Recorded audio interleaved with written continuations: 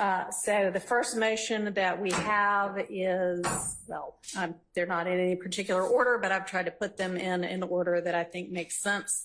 And the first motion that I am going to deal with is the motion filed by the state, essentially for a gag order on the defense. And with regard to all of these motions, I've read the motions, I've read the responses. If a response was filed, I have read any replies that got filed. So we don't need to take up court time rehashing what's in the motions. They're all well pled.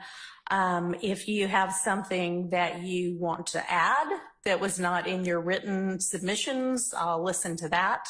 But with regard to the state's motion, which they didn't title for a gag order, but what it essentially is there anything further from the state that you would like the court to consider?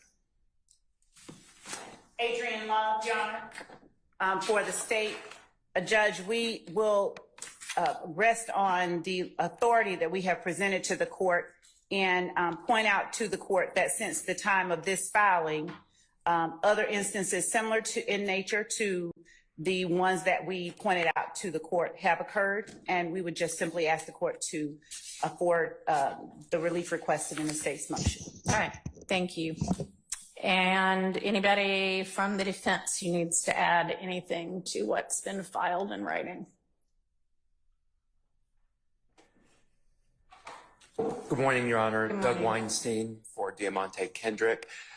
We will stand on our response. The only other thing I'd like to add is to point the court to the case of WXIA TV, the state 303 Georgia 428, which discusses the presumptive unconstitutionality and issues with gag orders as prior restraint. That case is with respect to the news media, but there is some analogous language in that, and I'd just like to point the court to that. Thank you. All right, thank you. All right, with regard to this motion, you know, I know that there were some things in it that suggested that certain of the defense lawyers might be running afoul of bar rules, and if they choose to take action that might put them in that kind of a situation, that's kind of up to them. And if there is a complaint filed, then they will have to deal with it. But I think that in regard to the propriety of doing that in this case at this time, I'm going to deny the state's motion.